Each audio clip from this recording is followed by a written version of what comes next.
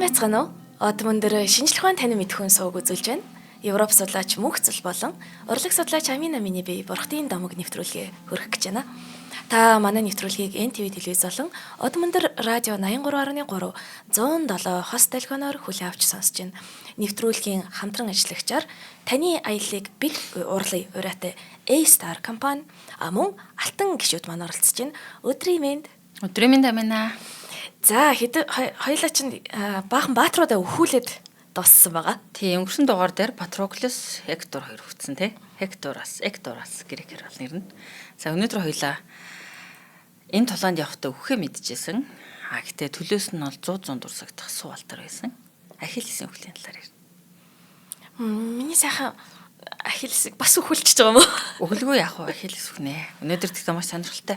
За тэгэхээр өнгөрсөн дугаараа бүгдээрээ яаж дуусглаа. Өнгөрсөн дугаарт маань Патроклус үхэд уур хилэн дээр хорсолтой Ахиллес дайнд буцаж орсон. Ахинчуудын талд, грекчүүдийн талд буцаж ороод Хектортой тулалдаад Хекторыг халаад тэр уур хилэн харуулсал тэр гашуудлан тайлагдахгүй ч байсан учраас тэр баатар эр хүний одоо ёс журамтай дигийг умартаад тэр өгсөн Хекторын цогцыг нь тэргэндээ уйж холбоод хотын одоо баган цайзыг, хэрэм цайзыг 3 удаа тавьсан гэдэг.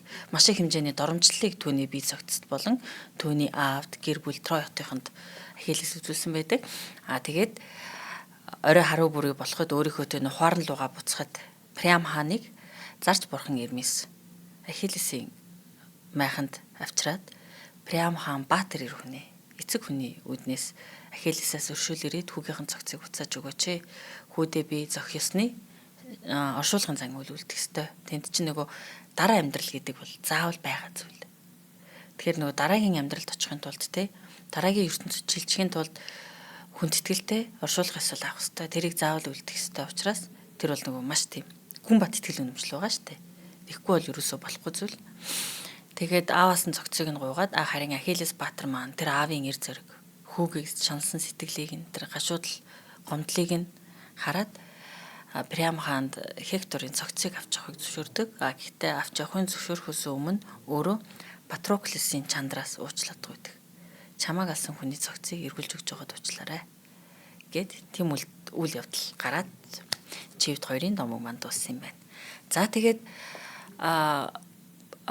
Хекторын цогцыг эргүүлж өгөөд ер нь бол тэнд нэг 12-ын тоо ер нь бол эртний грекийн итгэл үнэмшил тэр онгоц шүтлэг 12 бурхан байна ч гэдэг юм уу те ер нь бол айгүй холбоотой. За тэгээ улмаар нөх Христийн шашинт ч хүртэлтэй нөгөө 12 Иесус Христийн 12 дагалдагч гэж байдаг шүү дээ тий. Ер нь 12-ын тоо их учиртай л яваад ах шиг байгаа. За энэ тэгэхээр оршуулгын одоо тэг хүндэтгэлтэй оршуулгын зан үйл үлдчихэд 12 хоног гашуудаад энэ бас. 12 хоног Трой хотынхан ч гэсэн ахинчууд ч гэсэн аль аль талдаа Патроклус зориулж 12 хоног гашуудсан. Тэгээд нэгэнд тэр агуу баатар Трой хотын агуу баатар Хекторын нөгөө цогцыг нэргүүлээд өгчсөн учраас бас л зүү гашуудах те хугацааг нөгөөд 12 хоног дайнаа дүр зогсоосон байгаа тулаана. За тэгээд 12 хоногийн гашуудлын хугацаа дууссаны дараа Ахиллесийн уур хилэн бол зогсоогүй байсан. Хэдийгээр Хекторыг алчсан өшөөгөө авцсан боловч тэр одоо Трой хотыг буулгахад те ингээд бүрэн сэтгэл нь шулуутсан байсан.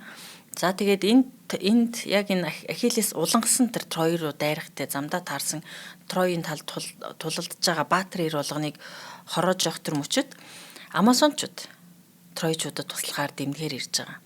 За Амазончууд гэдэг нь одоогийн бас л нөгөө багаазын шүү дээ Анатолийн хогийн зүүн хэсэгт байгаа одоо домгийн газар нутгал да. Тэнд байсан тийм эмэгтэйчүүдийн одоо нийгэм байгаа. Амазончууд дандаа баатарлаг тулаанч эмэгтэйчүүд байдаг.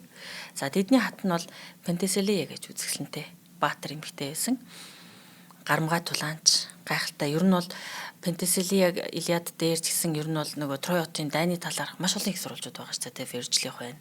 Аполлодорус хин жилээ бас нэг Смирнеус гэл нөө Смирнагийн нэг Квентус Смирнеус ахгүй юу? Бас агуу наригч.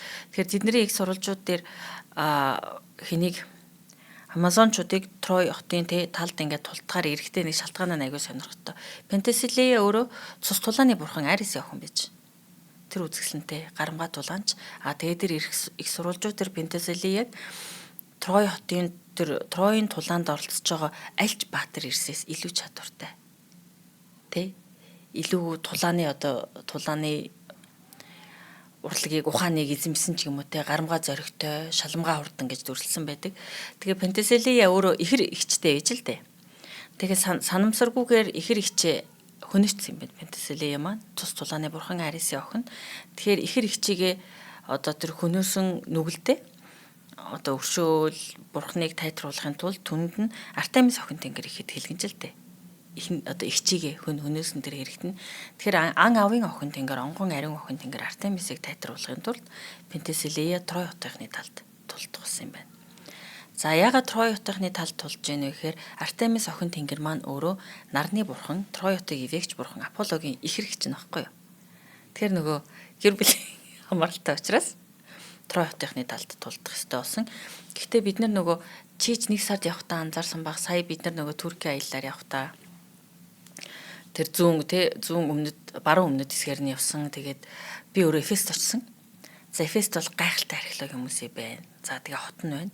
Тэгэхээр нөгөө шашин шүтлэгийн урд Артемис охин тэнгэр тэр хавьд маш их шүтэгддэг байсан байна. Тэгэд бүр маш олон хөхтэйгээр ингээд дүрслэгдсэн. Тэгээ бид нар бол эртний грекийн томогзуудад бол ан авийн охин тэнгэр, ариун охин тэнгэр, байгаль зэрлэг онгон байгалийн охин тэнгэр гэдэг те ерөнхий нэг зүйл анзаараад байгаа боловч нөгөө хаана гэдгээсээ хамаарат тухайн охин тэнгэр дархийн нөгөө одоо ивэдэг, иргэшээдэг зүйлүүд нь бас өөр өөр байгаад байна. За жишээ нь миний очсон сая Эфестэй тэр хавьяас олдсон тэр Артемис охин тэнгэрийн одоо тэр шавар баримлууд нь хөшөөнүүд нь маш олон хөхтэйгээр дүрслэгдсэн байдаг юм байна. Тэр нь эмэгтэйчүүдийг, ээжүүдийг, нэрээ, үр хүүхдийг, гэр бүлийг дэмжих охин тэнгэр нөгөө Бурхтын хатан Ирагийн бас нэг тодорхой иргэшээлийг тэнд иргэшээдэг. Тийм байсан. Тэгээд нөгөө эртний ертөнцийн 7 гайхамшиг нэг Артемисийн тахилын сүм гэж байсан. Тэр маань өөрөө одоогийн Эфесийн ойролцоо байсан. Одоо бол харамсалтай нь унтсан. Байхгүй газар хөдлөлтөнд нурцсан. Зөвхөн нэг тойронлүүлсэн байт юм байлээ. Тэгэхээр Артемис охин тэнгэр ер нь бол бага азад маш ихээр шүтэгддэг байсан, хүндлэгддэг байсан охин тэнгэр юм байлээ.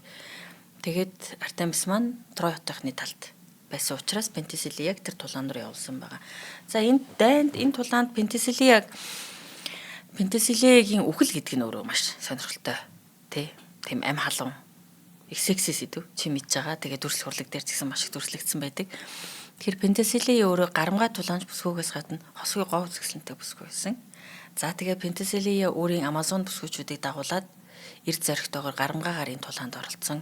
Эхинчүүдийн эсрэг, грекчүүдийн эсрэг тулалдсан. Тэд бол гайхалтай тулаанчид эрд зоригтой шалмгаа хурдан жад сэлмигтэй маш тийм гарамгаа эзэмсэн бүсгүйчүүд хэдийгээр баатарлагаар тулдчихсан боловч тэр тулаанд Пентеселия Ахиллестэй тулалдаад Ахиллестэй харахгүй дэлдээд Ахиллес Пентеселиягийн амийг авч байгаа.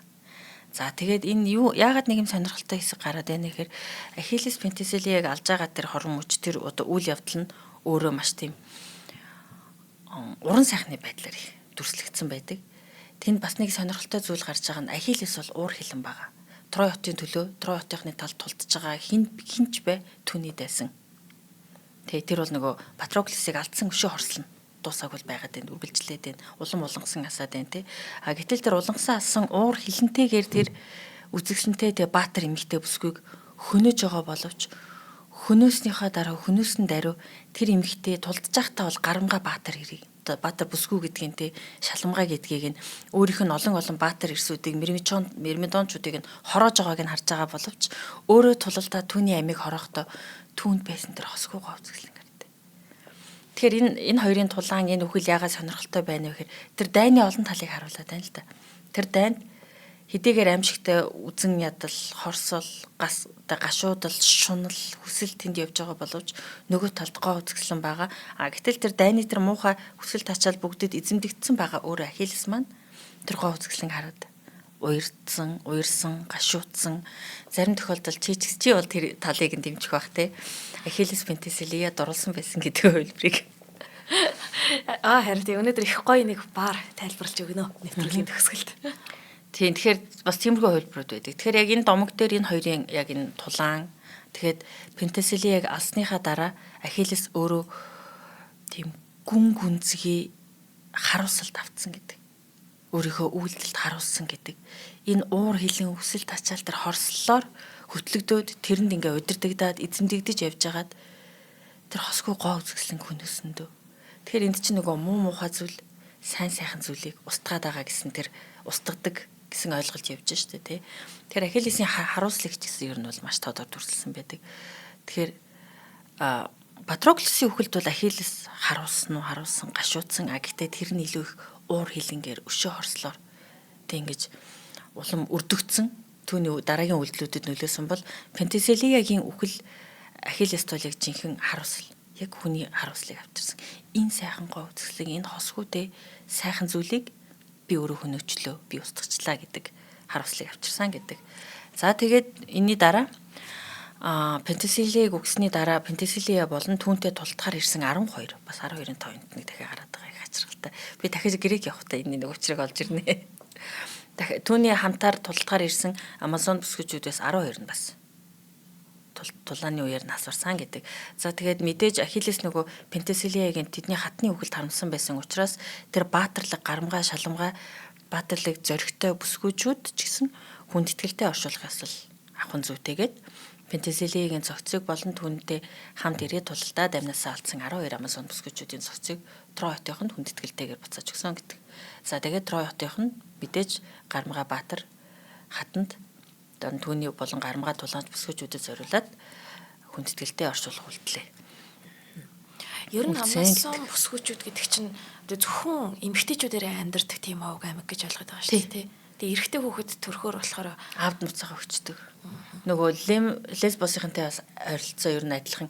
Ер нь энэ одоо чинь зөвхөн эмэгтэйчүүд байдаг энэ community те овг аймаг грекийн домгууд дээр маш олон гардаг. За нэг нь бол Лемнос арлынх нь байна, Лесбос арлынх нь байна. Тэгээд Амазончууд байгаа байхгүй. Энэ зөвхөн нэг зүйл байгаагүй.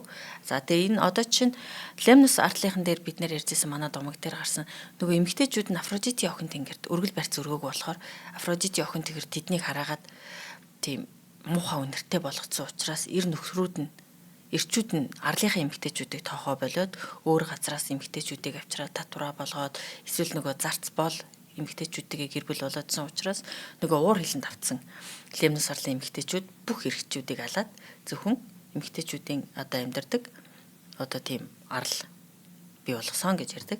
Тэгээд энэ домог дээр бол Афродитийн охин тэнгэр тэднийг өршөөгөөд үнэрийг нь төр зур тараад тэр үед нь нөгөө Ясунас болон Аргонавт онгоцныхан маань Лемнос арал дээр тогтож тэр одоо арлын эмэгтэйчүүдэд нөхцснөөр дахин эр хүн төрөөд тэр арлын амьдрал хэвийн үргэлжилсэн гэж гардаг.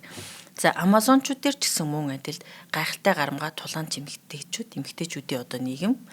Тэгээд зөвхөн жилд нөгөө нөхөн үржихэн зорилгоор л бусад овг аймгийн эрчүүдтэй ойртдог, холбоо үүсгдэг. За тэгээд жирэмсэн болоод холбоогоо таслаад буцаад өөртөө Амазоны дээр зөвхөн эмэгтэйчүүдийн нийгэмд амьдрна. Тэгээд хүүхэд төрүүлэхэд эмэгтэй хүүхэд бол өөртөө авч үлдээд Амазон бүсгүй болгоод өөрсдийнхөө өсгдөг. Эрэгтэй хүүхэд бол тэр эрэгтэй хүүхдүүдийг бусад овг аймагуудад аваад буцааж өгдөг. Яа, эртний грекийн эмэгтэйчүүдийн эрхийн анхны үзэл юм шүү. Тэг ер нь их сонирхолтой. Тэр эмэгтэйчүүдийн ер нь бол нийгэмд эзлэх байр суурь, соёл шинжлэх ухаан, уран зураг, яруу найрагч юм уу те байр суурьуд бол ер нь айгу миний ойлгосноор бол айгу хүчтэй байсан. Хэдийгээр сонгуульд оролцох эрхийг 50 жилийн өмнө авсан ч гэсэн эртний грекийн нийгэмд бол гэтээ мэдээж нөгөө тухайн үеийн шашин шүтлэг нь бол эмэгтэйчүүдэд илүү либерал, илүү чөлөөтэй ханддаг. Тэдний оролцоо орон зайг хүлээн зөвшөөрдөг. Магадгүй зарим тохиолдолд илүү те гайхуулан магтдаг байсан байж болно.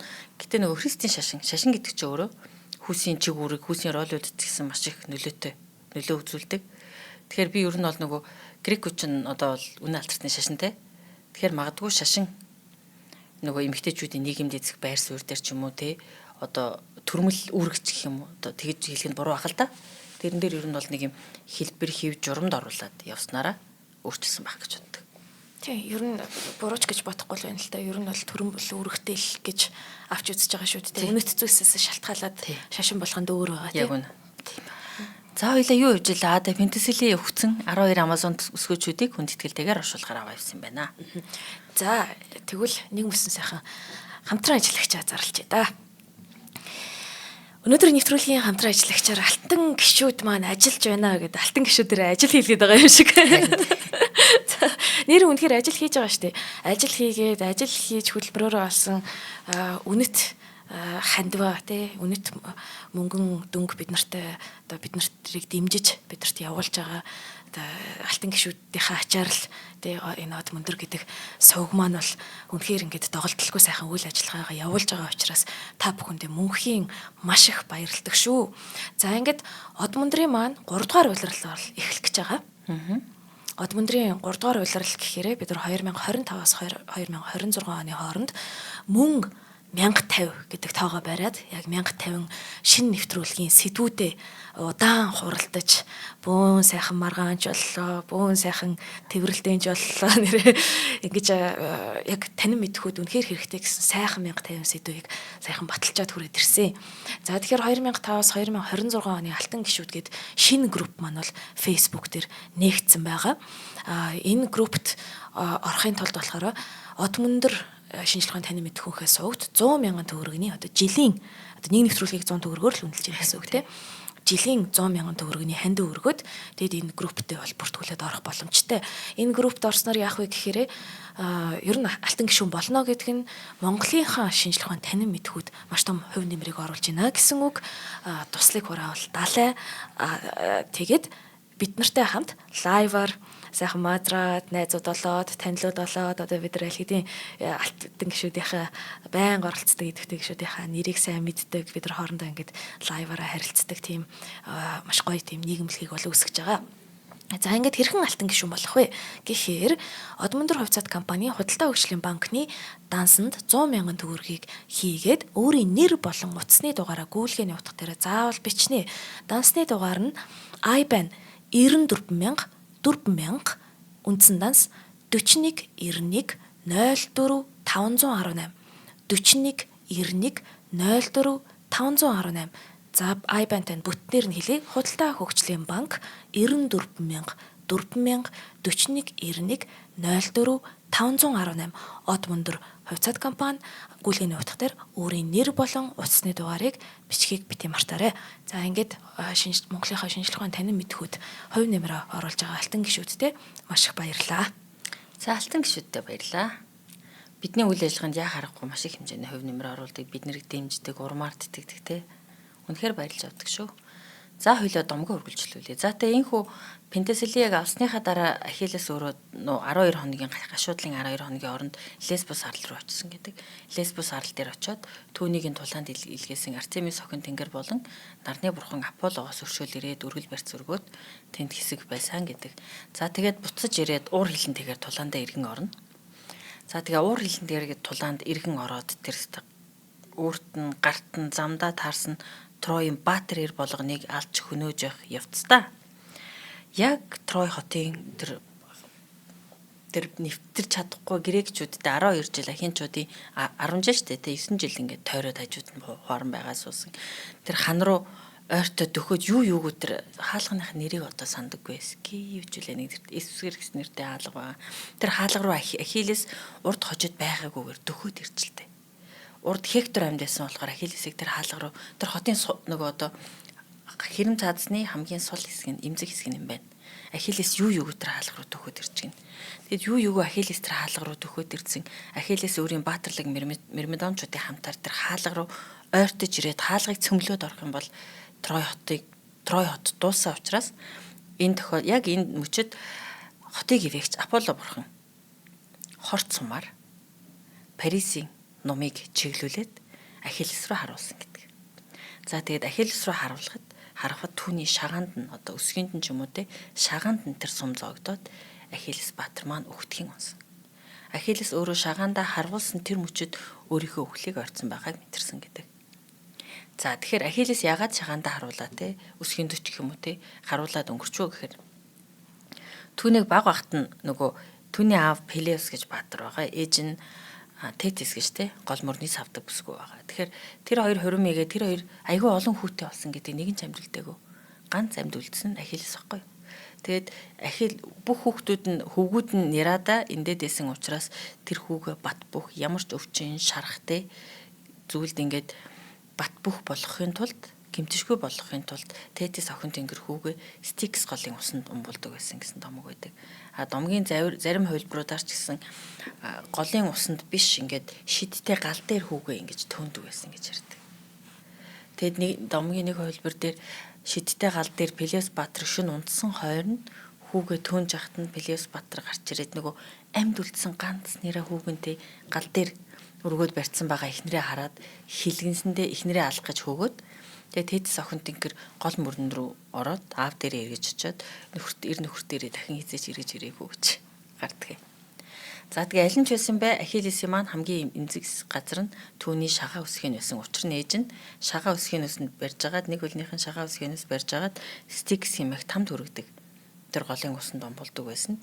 Ээжийнх нь гараараа барьсан тэр шагаа үсгийн хэсэг нь тэр голын усанд умбаагүй нороогүй учраас Ахиллес тэр хэсгээс бусад хэсэгтээ бат бөх хинч гимтээж шархтуулж нэвтэлж алж чадхааргүй болсон боловч шагаа нэмзэг үлдсэн байсан. Тэр шагаар нь Парис харвсан. Гэхдээ Парисын сумыг нарны бурхан Троятыг эвээгч бурхан нум харваны бурхан Аполло чиглүүлсэн гэдэг. Нэр Орос болон англи хэлэнд Ахиллесийн өсгий гэдэг үг байдаг тийм Ахиллес Пята гэдэг байна. Тэгээд тиймээ тэр чинь хүний сул талыг хэлдэг шүү дээ тийм. Би чиний Ахиллесийн өсгийг олчлоо гэх юм бол тэгээ би чиний сул талыг олчлоо гэсэн. Чамайг хаана хатахаа ойлгочлоо гэсэн үг л дээ тийм. Тийм. Тэгээд хүний биений яг энэ шагаанаас энэ дээшээгээ өсгийн шагаанаас дээшээгээ явж байгаа энэ булчин чинь нөгөө Ахиллийн шүрмс гэдэг юм байна л да. Магнум тендом гэж нэрлэдэг байсан. Тэрийг тэгээ сүлд Ахиллийн магнум тендом гэдэг нь хүний биеийн хамгийн бат бүх зузаан шүрмс тооцогддог юм байна бас. Хүний шагааны шүрмс чинь. Тэгээд тэрийг бас Ахиллесийн шүрмс гэж нэрлэдэг. Тэгэхээр хамгийн бат бүх учраас Ахиллесийн шүрмс гэж нэрлэж байгаа. Тэгээд Ахиллийн өсгийг ч олчлоо, шагааг ч олчлоо гэдэг нь чиний сул талыг олчлоо гэсэн. За инхүү Агуу Баатар Ахиллес үхтгийн унсан байна. Түүний биеийг ингээд хөхрөө цагаарад те өөрийнхөө үхлийг ойртыг тэр сүүлийн амьсгаа авахаас өмнө ойлгоцсон байсан. Тэгээд Агуу Баатар Ахиллес унаад үхтгийн унсанд Баатар Эрс Троийн Баатар Эрс харж исэн боловч айгаад хинч түүний цогцсонд ойртож чадахгүй байсан гэдэг хэсэгтэй. Тэгээд айгаад ингээд ойртож чадахгүй, итгэж чадахгүй Ахиллес те өвшгөн мөнхийн Ахиллес, Гарамга Баатар Ахиллес үхсэн гэдэг бүх грекийн хамгийн агуу Баатар Ахиллесийн үхэлд хинч итгэж чадахгүй байсан боловч тэр цус тулаан өрөнсөөр байсан учраас тэгээд хэсэг зур бүгд түүнийг мартаад түүний цогцсон дээгүүр гიშгэлээд тойронд нь цустай тулаан болж ийл дээ. Гэтэл Агуу Баатар Ахиллес үхтгийн хөвцөн түүний цогцсон дээгүүрнтэй бусад баатруу тулдж байсыг харсан Тэнгэр эрсийг эрхшигч Зевс түүнд энэ үзэгдэл таалагдаагүй учраас нүрх хэмжээний аянга дуу чимээ гаргаж тэр тулааныг төр зогсоогоод тэр хооронд нь Ахиллес Агуу Баатар Ахиллесийн цогцыг грекүүд аваад түүнд хүндэтгэлтэйгээр оршуулахаас үлдэх боломжийг өгсөн гэдэг. Тэгээд түүний өгсөн цогцыг далай тэнгисийн усаар угаагаад түүнд зохих ёсны хүндэтгэлтэйгээр оршуулга өгсөн гэдэг. Тэгээд түүний нүдэн дээр нь мэдээж зоос тавиад амдан зоос игээд түүнийг шатаасан. Тэгээд түүний чандрыг Патроклесийн чандрыг хийсэн бомбонд хийн хадгалсан гэдэг. Тэгэхээр тэр хоёр хамт байгаа. Ахиллес өөрөө Патроклесийг чандарлахад нь тийм хүсэлтэй байсан байлээ. Миний чандрыг Патроклесийн чандартай хамт хадгалаарай гэдэг. Харин тэр чандар тэр савыг нь бомбыг нь тарсны бурхан Дионис ээж нь өгсөн гэдэг. Тэдэс охин тэнгэрт өгсөн гэдэг. За энэхүү Агуу Баатар Ахиллес маань хүлээе. За тэгээд Ахиллес өссний дараа хэдийгээр бас л нөгөө оршуулах ёсол явал гашуудж байгаа тий. Тэгээд Ахиллесийг буудаж алсан Парис нэг талаар Троятынхондоо Баатар боловч Парис ч гэсэн тэр өөрийнхөө тэр одоо нэг талын агуу үйлдэл ч юм уу тий гавьяага удаан илдлээгүй гэдэг түүнийг Филоктетес хэмээх грекийн тулаанч Баатар тэр Ираклисийн ном сумыг авсан. Ираклис тэнгэр дэвшсэн байгаа. Түүний сум чинь нөгөө Хидрагийн хортой Хидра гэдэг нөгөө могоо мангасын цэсний хортой сум байдаг шүү дээ тий. Тэр сумыг эзэмшдэг Филоктетес хэмээх залуу Парисыг ном сумаар харваад алсан гэдэг. Тэгээд Парис яг шархацсан гэдэг л тий. Тэгээд нөгөө Парис чинь бас сонирхолтой нөгөө жоохон залуу байжгаад Афродити охин тэнгэрийг сонгоод өөрөө хаан хүү гэдгийг нь ойлгогдоод дараа нь Элен дурлаад явчихж байгаа шүү дээ. Түүнээс өмнө Энона хэмээх үзэсгэлэнтэй ойн савдаг бүсгүйтэй Янаг амргийн харилцаатай байсан гэдэг юм. Тэгээд Энона гайхалтай тийм нөгөө ангаадаг, илааршуулдаг увцтай савдаг байж л дээ. Тэгээд Парис дамлахдаа чамайг ямар ч хүнд шарахтай болж ирсэн, хэний ч хортой сумд шарахтаад ирсэн бай. Би чамайг заавал итгэнэ гэдэг андгаа тангараг уг нь Парис төгсөн. Гэтэл нөгөө андгаа тангараг өгсөн сайхан залуу нь газар дэлхийн хамгийн үзэсгэлэнтэй бүсгүй надад дурлана гэд яваад өгсөн л дээ. Тэгээд шархтчаад Парисын шархтсан цогцыг энэ шарахыг нэдгэлэхийн тулд Инонад авчиж өгсөн гэдэг. Харамсалтай Инона нь өөрийг нь орхио явцсан учраас өшөө хорсолтоо Парисыг эдгэхээс татгалцсан гэдэг. Зүв штэ. За энэхүү Парис тэгээд бас нас орчиж байгаа. За тэгээд грекүүд тройчууд маань юу ихэ мэдгээ байсан. Яахаа мэдгээ байсан. Грекүүд агуу баатар нь хүчгсэн. Тройчууд агуу хамгаалагч нь өнгөрсөн. Тройд бол нөгөө нэвтршгүй хан хэрэм дотроо байгаад идэг. Грекчүүд буулгаж авахаас нааш явахгүй. Гэхдээ тэр хан хэрмийг яаж буулгахаа мэдэхгүй байгаа. Нэг талд. За тэгээд энэ зур юу болж ийнэ гэхээр мэдээж Итакагийн хаан овчин залтай мэрэгэн ухаантай хаан Одиссейдний гайхалтай арга төрсөн байгаа. За бид нар энэ хотын бат бөх хэрэм цайз руу орж иж л энэ хотыг буулгах юм байна. Энэ хотыг унах юм байна. Тэгэхээр энэ хотын хэрэм цайз руу орох ёстой. Орохын тулд нэг арга сэдсэн нь түүний алдартай Трой морь буюу модон морины санаа юм байгаа. За тэгээд тэр өөрийнхөө модон морины санааг ч гэсэн нөгөө грекийн баатруудаа худалдаж нэлээ хичээжлээ. Нөгөө угийн л Одиссей 9 жорын санаа гаргадаг те наа чин бүтэхгүй гэл бүгд л эсэргүүцэж гин. Тэгэл ер нь бол хот дотор орохоос өөр аргагүй байсан учраас бүгдээрээ яа харахгүй хот дотор орох хэвээр. Орохын тулд бид нэр гайхалтай модон морь хий. За тэгээд энэ модон морь байдаг нь бас учиртай. Надад тийм өгөөдөлтэй санагдтыг. Морь ч нь өөрөө Посейдон тэнгис талааг иргэшээч бурхны иргэшээлтэй хурдан морьтой хөргөл хөлгийг ивэгч. Гэтэл Посейдон ч нэг талаас тэр Трой хотын бат бөх хэрэм цайзыг барьсан хоёр бурхны нэг нь. Гэтэл Трой хотынх нь нөгөө Аполлог өөрсдийн ивэгч бурхнаар сонгосонд хилгэнсэн учраас Посейдон грекчүүдийн талд байгаа. Ахинчүүдийн талд байгаа. Тэгэхээр өөрийнх нь барьсан бат бөх хэрэм цайзыг хинч нурааж чадахгүй байгаа учраас түүний барьсан бат бөх хэрэм цайз руу орохын тулд түүний барьсан бурхан Посейдон хүлэг морьдыг иргэшээгчтэй хурдан хүлгийг иргэшээдэг бурхны дүрээр мориор тэр хот руу орж байгаа. Энэ өстой гоё тайлбар байна. Ингиж таарж байгаа юм биш үү те. Нэрээ би бас гайхаад байгаа байхгүй. Ер нь бол хэрвээ үнэхээр энэ дайн үнэхээр яг түүхэндээ байсан бол багаар бодоход 10 жил энэ Трой хотын тэр хан хэрмэгч нураач чадаагүй 10 жил нэг хотыг бүслэнэ гэдэг чинь ялангуяа тэр эрт дээр үеийн цаг хугацааны тооллоор бол чинь асар урт хугацаа байхгүй юу. Хүний одоо амьдралын 3/1 юм уу 4/1 юм аашийн те. Гэтэл ингэ байгаад тэгэхээр яг ингэж таарж байгаа юм шүү дээ. Посейдон өөрөө л харин гомцсон гомдолтой. Ер нь бол тэнгис талааг иргэшээгч гомцсон гомдолтой хорсолтоо тийшээ орж байгаа байхгүй. Тэр нэг сонирхолтой байгааз. Өөр юм ороогүй хинч орж чадахгүй байгаа. За тэгээд гайхалтай модон морь үлдье гэдэг санаа. Одиссей гараад бусад баатрууд нь түүнийг дэмжиж гин. За тэгээд яасан бэ гэхээр тэд нар Трой эргээс холдоод явж. Хуарангаа буулгаад Троийн эргээс холдоод. Тэгээд Трой хотынх нь өндөр нөх хэрэм цайзан дээрээсээ болж байгаа үйл явдлыг харж лээ. Грекүүд яваад байна нүгэд байна. Хуарангаа буулгаад үлдсэн байшин савтай эдэр майхан асруудаа шатаагаад өөртөө усан онгоцсондоо суугаад бүгд яваад өглөө. Трой хотынх нь баярлаад. Грекүүд яваад өглөө. Агуу баатраа хэлсэн хүчгсэн учраас бидний бат бөх хэрэм цайзыг те нэвтэлж чадахгүй гэдгийг ойлгосон учраас грекүүд яваад өглөө гэж баярлж. Гэтэл харамсалтай нь грекүүд маань тэр Троийн эргээс саахан байгаа нэг арлын ард очиод нууцсан байсан. За тэгээд гайхалтай сүрлэг жавхлантай модон морь үлдчихэж байна. За энэ сүрлэг жавхлантай модон морийг урлагт нь тэдэнд Эпи хэмээх чави хантаар Афина Паллада тусалсан гэж байгаа. Афина охин тэнгэр Афина Паллас гэж түүнийг бас нэрлэдэг те. Тэгэхээр Афин ч өөрөө грекүүчийн ахинчуудын талд тулдж байгаа охин тэнгэр учраас тэднийг дэмжиж байгаа одоо ерөнхий спонсор учраас тэгсэн багантай гайхалтай сүр жавхлантай модон морь хийж л дээ. За тэр модон мориуд нь их сурвалжаас хамаарат 30-аас 50 баатар орсон гэдгийг.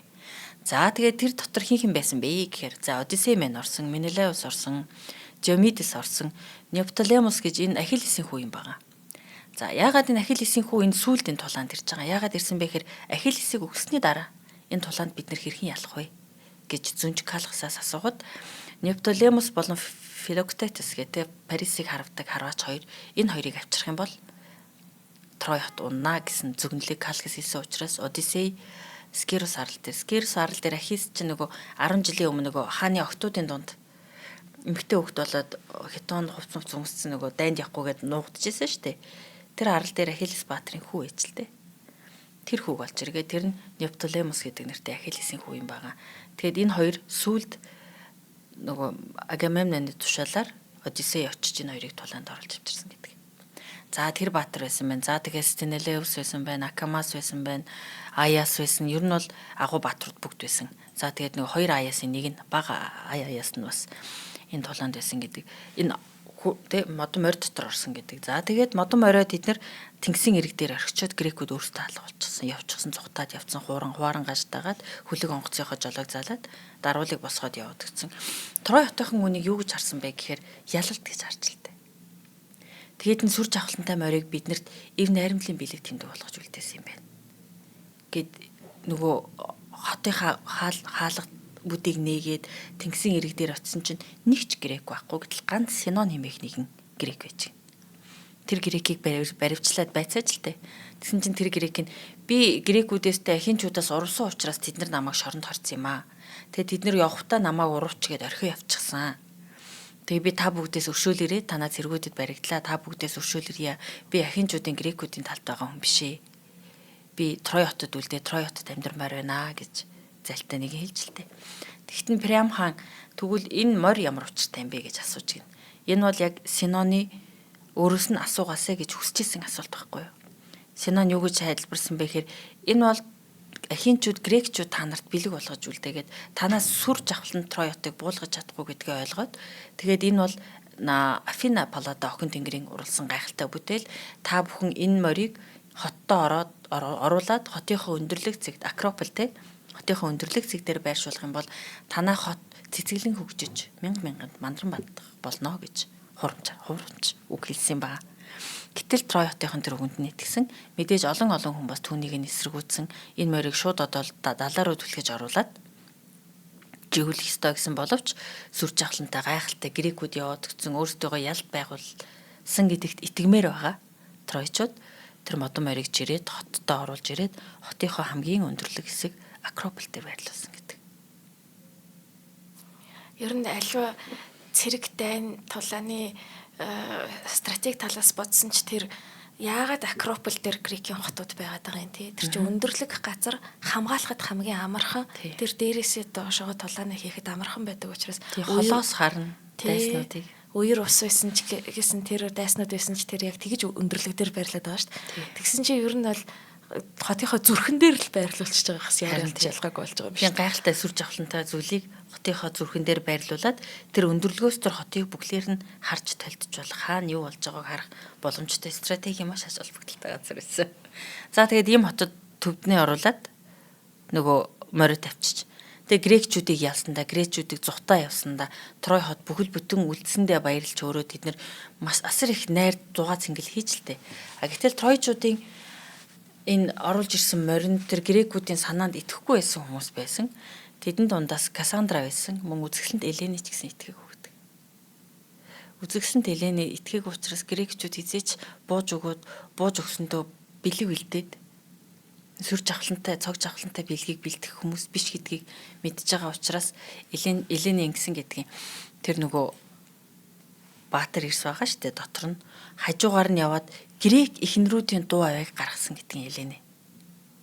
Грек эхнэрүүдийн дуу авийг гаргасанд нь тэдний дотор байсан Антиклос гэдэг баатар өөрийнх нь эхнэр дуугарч гин, өөрийг нь гэргийн өөрийг нь дуудаж гин. Нөгөө 10 жил гэрээсээ хол байсан ирчүүд штэ. Өөрийнх нь гэргийг тэд нар чи өөр хэлээр ярьж байгаа штэ. Өөрийнх нь гэргийн өөрийг нь дуудаж гин гэж итгээд дохио өгөх гэсэн боловч Одиссей нөгөө Элени арга зайлд баригдаж байгааг нь мэдээд тэр Антиклос гэдэг баатрын амийг нь дараад амьсгалыг нь боож алсан гэдэг. Элени бас ухаантай байгаа. Харин Кассандра бол зүнч энэ хор гэдгийг мэдчихсэн. Хотынхоо зүрхэн дотор хаалгаа нэгээд хамаг дайснаа. Хоттоо өөртөө оруулж ирээд хамгийн хотынхоо амин зүрхэн дээр авчраа тавьсан гэдгийг мэдчихсэн учраас хотынхондоо анхааруулсан боловч харамсалтай нь түүний гайхалтай зүн бэлэгт хинт итгэхгүй байх хараалтай учраас түүний үгийг хинч сонсоогүй, хинч аваагүй. Харин шүн дүнд болсон дараа хотынх нь бүгд амраад те уусан дарсандаа согтоод амраад явсны дараа тэр хүлэг морь дотроос Грекийн 50 ахуй баатар гарч ирээд Трой хотыг сүйтлсэн.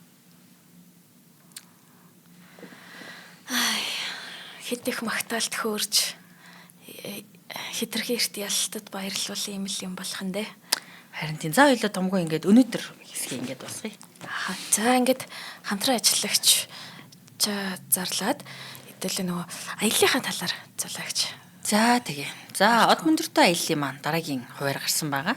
За тэгэхээр энэ сарын 25-наас 7 сарын 2-ны хооронд од мөндрийнхэн маань A-Star компанитай таны аяллыг бид өрлөө өрөөтэй A-Star компанитай хамтраад зүүн өмнөд Азийн гайхалтай соёл, түүх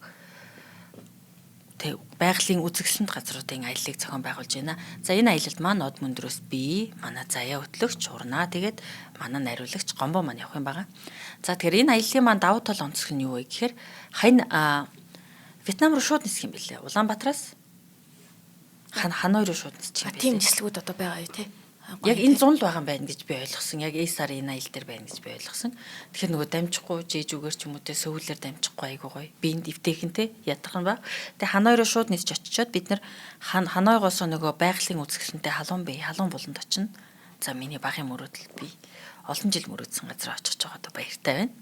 За тэгээ халуун бэдэ байж байгаа Ханойдоо буцаж ирээд Ханойгоос нөгөө Камбож руугаа ганц цаг нисэх юм бэлээ Сием Рип рүү. Тэгээ тэнд очиод нөгөө гайхалтай юугаа үзнэ, Angkor Wat-а үзчихнэ, Kokeri үзчихнэ. Тэгээд ганц цагийн нислэгээр буцаад Ханойдоо ирчээд тэндээ бид нэр сүүлийнхээ өмнөх өдөр нөгөө King Kong-ийн Skull Island гэдэг киноны зураг авсан. Бас байгалийн үзэсгэлэнтэй тогтцтой газруудаар аялах юм байгаа. Тэгэхээр энэ аяллаа маань онцлог нь байгалийн үзэсгэлэнтэй газруудаар аялна. Энэ бол ЮНЕСКОгийн дэлхийн байгалийн болон соёлын өвд бүртгэгдсэн бүгд тийм газрууд байгаа. За тэгээ мэдээч соёл түүх уламжлал байна. Angkor Wat гэмэхтэй гайхалтай инженерийн одоо бүтэц зохион байгуулалттай байгууламж шүү дээ. Дэлхийн хамгийн том шашны цогцлбор шүү дээ, тий? Хинду шашны цогцлбор. За тэрийг үзэн. За тэгээд Kokер хэмээх бас гайхалтай үзэсгэлэнтэй сүм дугныг Камбожид үзэж сонирхно. Камбож, Вьетнам гэмээх зүүн өмнөд Азийн эртний тэр соёлтой, уламжлалтай орнуудын соёл уламжлал ахуйтай танилцсан. За тэгээд мэдээж маш их амттай хоол идэнэ гэдэгтэй итгэлтэй байна. За тэгээд халуун бэйг үзнэ, Skull Island дээр очино. Ус онгоцоор аялна. Энэ бол гайхалтай аялал байвал. Тэгээд хамгийн гол нь манай од мөндрийнхэн маань өөрсдөө хөтжөө хийгээд дагуулж яваад сайхан найзлаад шинжлэх ухааны танин мэдхүүгээс харамгүй хуваалцаад явах ийм аялал байгаа. Тэгээ A-Star Mongolia гэдэг Facebook пэйжээс нь мэдээлэл авах уу тий. Тийм байна. Утсан 72 тэгтэг 92 тэгтэг 72 тэгтэг 92 тэгтэг. Тэгэхээр од мөндрийнхэн маань энэ аяллаа турш бидний очиж байгаа газар үзэж байгаа зүйлийн талаар мэдээлэл хуваалцаад явах юм байгаа шүү. Маш их баярлалаа A-Star Mongolia. Баярлалаа. Ийм сайхан боломжийг олгож байгаад маш их баярлалаа. За тэгээд нэвтрүүлгийнхээ төгсгөлтөө хэдүүлээ нэг баарны талаар тайлбар өгье. Тэгээ яагаад баарны зураг гэдэг вэ гэхээр эртний Грекийн үед маань болохоор агваа урлаг нь энгийн хэрэглэн цугтаа байсан байгаа. За бидний одоо дэлгэцэн дээр харж байгаа энэ ваар нь болохоор үйлчийн нутгаас олдсон амфор хэлбэрийн ваар тийм үү. Энэ ваарн дотор дарсч байж болно, нийтээ будаач байж болно. Манай зулаагч маань яг сайн анзаараа хэлснээр энэ бол ер нь хөргөчний үүрэг гүйцэтгэж байгаа ийм хадгалах сав хөргөгч. Хадгалах сав байгаад байгаа шүү дээ. Тэгэхээр гэхдээ энэ баарнууд дээр маань болохоор маш агваа зургууд бол зурагдчихсан байгаа. Грекийн уран зураг хадгалагдаагүй гэхдээ баарн дээрх зургууд нь бол хадгалагдсан байдаг. Одоо бидний харж байгаагаар бол Иксеки гэдэг бүр өөрийнхөө гарын үсгийг зурсан зураачийн гарын үсгтэй Британий музей гэдэг Лондонд байдаг тэр музейд байдаг тун алтартай манай эртний өмнөх 530-аас 525 оны ийм баарыг бид нар харж байна. За энэ баарн дээр болохоор ер нь ерөнхий сэдв нь болохоор Амазономахия буюу эртний Грекийн Афины Парфеноны сүм дээрч дүрслэгддэг Амазон бүсгүйчүүдийн хийдэг тулааны ээлжид нэгэн сэдв байгаа. Төрөний нэвтрүүлгийн эхэнд ярьсан Ахилл хэрхэн энэ Амазончуудын хатанхаа пенсилийг алж байгаа тухай. Гэхдээ яг алхахтаа хүзүүрүн жадлахтаа энэ хоёрын харц тулгараад тий хэрхэн Ахилл ингээд энэ Амазон бүсгүй пенсилийг дурлж байгаа. Тэгэхээр зүгээр нэг ваарн дээр те энэ харц толгарч байгааг харуулж байна гэдгээр тий үнэхээр энэ бүтээл маань бас их алтартай. За тэгээд энэ дээр харах юм бол ахилыг турслахтэй энэ бол хар дүрст баар тас хар өнгөтэй хар өнгөний олон янзын өнгө тооны хувирлаар тас хар буюу ямар ч ахилд нөгөө сул тал гэдэг зүйл байхгүй байдалтайгаар яг баатарлаг хатуу хөршгүй тийм чанарыг нь илүү тодтогоод пенфислей болохоор нөгөө босох боломжгүй хөлөө нуглаад доошоо унсан аль хэдийн чадлуулж байгаа амиа алдж байгаа хитти пенфислей маань урд нь олон дайн тулаанд ялж исэн тэр ч байтах нөгөө нэг ан авт ингэж зоригтойгоор оролцож ирвсийн арьс нөмөрсөн байдалтай боловч пенфислей цагаан арьстай байгаа байхгүй тэр арьсных нь ингээд тэг өнцөг болон бүр ингээд нүцгэн хүзүүн хүртэл тэг ингээд хуйг дуулах нь хүртэл ингээд нээлттэй ахилаас ялгаатай ахил бол тэр чигтээ хуйг дуулах нь хаалттай байхад пенфислей ингээд тэр сул тал нь яг ингээд нас орох мөчтөө алуулж байгаа мөчтөө тэр эмгтэй хүний зөөлөн шинж чанар нь гарч ирж байгаа байхгүй. Тэгэхээр яг энэ үеийнхэн философитой холбоод бодоод үзэх юм бол энэ бол патриарх буюу эрэгтэй давамгайлсан эрэгтэй эцгийн эрэгтэй ёсны нийгэм. Энэ эрэгтэй хүн Ахил Баатар эмэгтэй хүнийг буюу Амазон бүсгүйг алж байгаа гэдэг нь зөвхөн домгоос гадна юг харуулдаг байгаа вэ гэхээр нөгөө соёл иргэншил нийгэм гэдэг бол эр ихлэлтэй зүйл юм аа. Эмэгтэй гэдэг нь болохоор тэр газар их рея тэр болгоноос холбоотой буюу соёл иргэншил байгалыг энэ эмэгтэй ихлэлийг даван туулж байгаа юм аа гэдгээр хүртэл ингэж тайлбарлагдаж болохоор юм байна. За тэгээд мөн энэ баарн дээр анзаарах юм бол хээнүүдийг нь анзаараарай. Энэ их тийм чөлөөтэй хийгдсэн баар байгаа байхгүй юу? Ингээд яг энэ хоёрыг ямар нэгэн тийм рам жазлж хязгаарлаагүй яг гол үйл явдлыг гэхдээ дээд талд нь их тийм чимэг ихтэй олон янзын өнгө дүр солилцсон ийм нэгэн хээ дүрсэл доот талд нь болохоор меандр буюу үүнээс чинь дараа нь алхан хээ өсөж байгаа тийм меандр хэмээх хээтэй болон бусад ийм үзүүртэй хээнүүдээр геометрийн байдалтайгаар ингэж чимэглэгдсэн. Тэгэхээр энэ хоёр ингээд хээ ингээд дээр доор талаас нь ингээд барьчихаар зохиомжийн хувьд болохоор их тийм сонирхолтой тий чөлөөтэй юм шиг тийм бас 100% оюун ухаанаар тайлбарлагдахгүй нэг тийм мэдрэмж өгөх сонирхолтой баар болж байгаа юм л та. За тэгээ энэ баарн дээр болохоор Exeki гэдэг нэрнээс гадна ониторид үзэсгэлэнтэй гэсэн бичиг байдаг. Тэгээ ониторид гэж хин чин ямар ч хамаатай гэсэн чинь яг энэ үед амьдарч исэн Грекийн маш үзэсгэлэнтэй царайлаг залуу.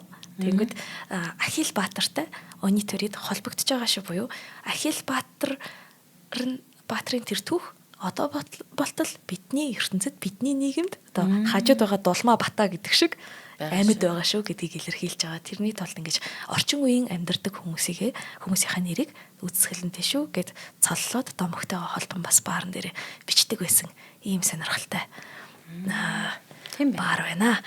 За ингээд өнөөдөр бид нартай маш сонирхолтой дугаарыг хуваалцсан Европ судлаач Мөнх Зул танд баярлалаа. Залаадаа баярлалаа. За ингээд та бүхэн маань од мөндөр шинжлэх ухаан танин мэдхийн сувгийн бурхтын домог нэвтрүүлэгтэй хамт байлаа. Манай нэвтрүүлгийг NTV телевиз болон од мөндөр радио 83.3 107 хос толгойноор хүлээн авч сонслоо. Нэвтрүүлгийн хамтран ажиглагчаар A-Star ураатай Таны аяллыг бид урлын ураатай A-Star компани болон Алтан гишүүд маань оролцлоо. Та бүхэндээ маш их баярлалаа. Дараагийн дугаарлалтал түр баяртай. Баярлалаа. Нэвтрүүлгийг хүлээн авсан Нарны аймгийн монголчуудаа баярлалаа. Од мөндөр сувг нь энэ мэдчлэн таны мэдхүйн мянган нэвтрүүлгийг 2026 оны 7 сарын 1 хүртэл та бүхэндээ хүргэх юм. Их хэлээрээ шинжлэх ухаан танин мэдхүйг түгээхийн үлсэд нэгтгэх хүсвэл та бидэнд хандив өгөх боломжтой. Та нэг нэвтрүүлгийг 100 төгрөгөөр буюу 1000 нэвтрүүлгийг 100 мянган төгрөгөөр үнэлээд биднийг дэмжээрэй. Жилдээ ганцхан удаа 100 мянган төгрөгөөр биднийг дэмжснээр шинжлэх ухаан танин мэдхүйг түгээх энэ үйл хэрэг амжилттай үргэлжлэх юм. Од мөндөр нэр дээрх Худалдаа өвчлийн банкны дансвага 4191 Тэг 4518. Та 100 мянган төгрөгөөр шилжүүлэхдээ гүйлгээний утга дээр нь өөрийн нэр болон утасны дугаараа заавал бичээрэй. 100 мянган төгрөг хандалснаар од мөндөр сүгийн алтан гишүүн болох юм а. Шинжлэх ухаан танин мэдхгүй Монголд ялах болтугай.